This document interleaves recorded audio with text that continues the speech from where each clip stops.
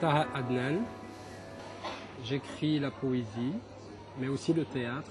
Ça a commencé gentiment avec la poésie. Il y a mon père déjà qui nous apprenait de notre jeune âge, mon frère et moi, parce que j'ai un frère jumeau, l'ancienne poésie, hein, donc la poésie classique, notamment pré-islamique, les poèmes suspendus par exemple, les mu'allaqat entre autres. Et donc quand j'ai commencé par des petits poèmes. C'est vrai qu'il y a la période aussi de l'adolescence. Et là, on s'approche généralement à la poésie déjà, et on commence un petit peu à se retrouver là-dedans. Hein.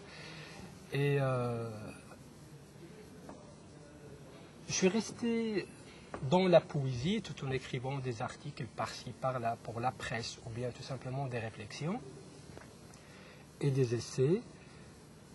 Récemment, j'ai écrit un texte pour le théâtre monodrame, Bye Bye Gilou,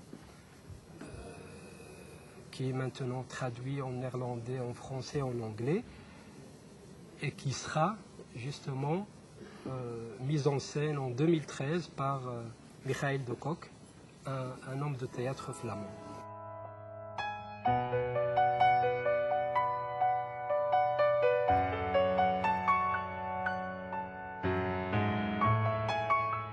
Nous sommes au Hall de Schaerbeek. Ce soir, on va un petit peu parler belgétude en arabe. C'est vrai que la belgétude, ça reste un concept, surtout ici en Belgique, qui est basé sur l'exclusion ou la négation de l'autre. Moi, personnellement, je vois cette belgétude dans un cadre, dans un concept beaucoup plus dynamique, qui est basé sur la complémentarité, sur la diversité. Donc moi, citoyen belge d'origine marocaine, je peux me retrouver dans cette belgétude. Je peux apporter quelque chose à cette belgétude. Les arabophones de Bruxelles peuvent aussi produire de la littérature, qui peut être une littérature bruxelloise, belge et marocaine aussi. Et je crois qu'on apporte avec ça une dimension et une ouverture, et on raconte la ville, surtout cette ville patchwork à dimensions multiples qui est Bruxelles. On la raconte, on se l'approprie comme ça, et on la raconte à notre façon, à notre manière, et on lui rend cette dimension humaine, en fait cette dimension universelle, que seule la littérature peut rendre d'une manière assez sympathique.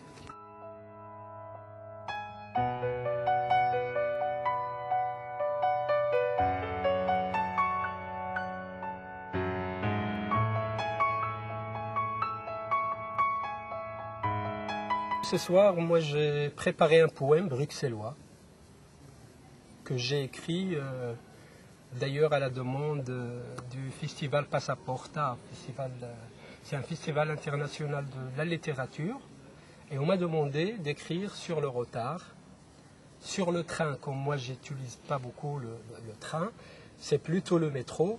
J'ai proposé d'écrire sur le métro, et donc j'ai écrit ce poème que je vais lire justement ce soir, et avec la traduction en français, j'ai l'impression personnellement de rendre ce poème à son contexte, parce que je parle de stations de métro, de gares, et si je dois le publier en arabe, ça doit être fait avec des annotations. Alors là, avec un public bruxellois et francophone principalement, je n'ai pas de problème, parce que je vais parler d'Arlois, tout le monde va comprendre que c'est une station de métro.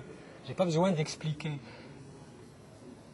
Et je crois que ainsi, j'apporte une touche marocaine à la poésie contemporaine en Belgique. متأخرا كعادتي سارة وأنا نستقل المترو ننزوي في الركن أصغي للذي يجب قلت الحليب لن أنساه حبيبتي ولا النبيذ المغربي ولا السجائر سأقتني الهريسة أيضا سأهاتف باربرا هذا الصباح أجل سأدعوها إلى السهرة موعدنا البزار هذا المساء. Moi, par rapport à Bruxelles, je suis en train de préparer un livre bilingue Bruxelles racontée par des écrivains marocains. Donc des écrivains qui écrivent soit en arabe ou en français ou bien en néerlandais. J'ai même un écrivain marocain du 19e siècle qui était de passage et qui racontait aussi Bruxelles à l'époque. Je voulais tout simplement que cette ville soit racontée autrement. Le jour où ce livre va sortir, on va découvrir sa propre ville, surtout pour les Bruxellois, mais avec d'autres yeux, et ça sera par des yeux d'écrivains et d'artistes marocains.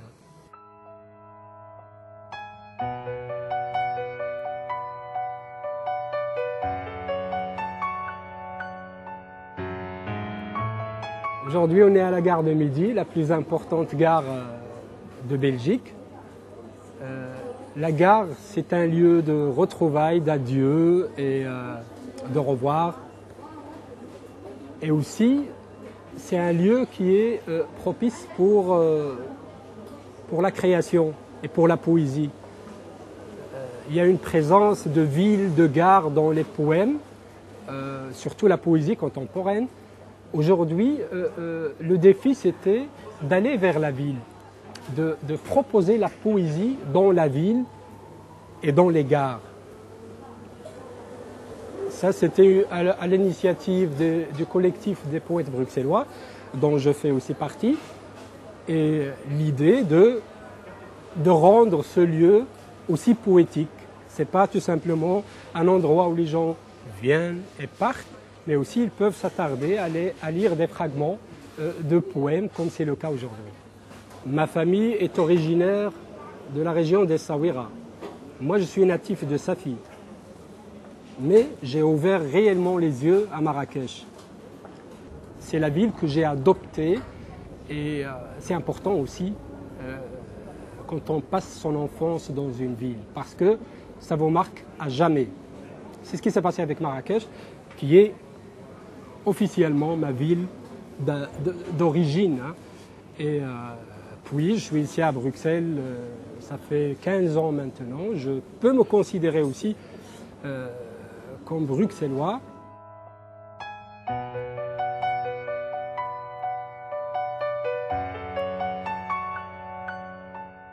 La double culture et la double appartenance fait que l'être humain est en perpétuelle discussion avec soi-même. Et il y a des choses qui se tirent d'un côté comme d'un autre. On vit toujours un petit peu assis entre deux chaises.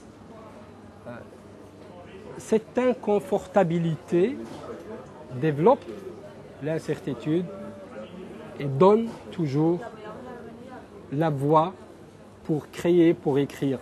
Parce que si on est à l'aise, on va écrire mal. La grande littérature, généralement, elle s'écrit dans des moments très inconfortables, en fait. Et moi, je suis bien dans l'inconfort que la double culture me permet d'investir. La communauté marocaine exprime une adhésion positive dans ce pays. Je ne dois pas rappeler que la ministre de la Culture est d'origine marocaine, donc la ministre de la Culture belge francophone. Ils ont aussi montré qu'ils sont capables d'être intégrés au niveau politique, quoique je n'aime pas le mot intégration, mais ils sont présents au niveau politique, au niveau culturel, au niveau associatif, et ils continuent, je crois, à apporter quelque chose à ce plat pays qui est devenu aussi le leur en quelque sorte.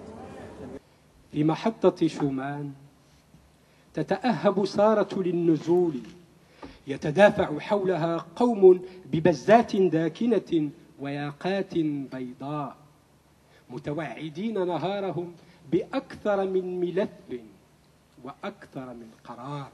Ce qui peut me manquer ici, ce sont des détails en fait, des petits détails.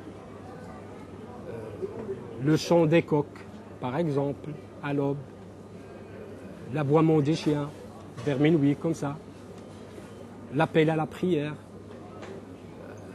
les au revoir des grands-mères avec des larmes. En fait, ce sont des petits détails Et je crois que c'est ce qui fait aussi la vie. La vie est faite de petits détails. أنا القادم من جهة الشمس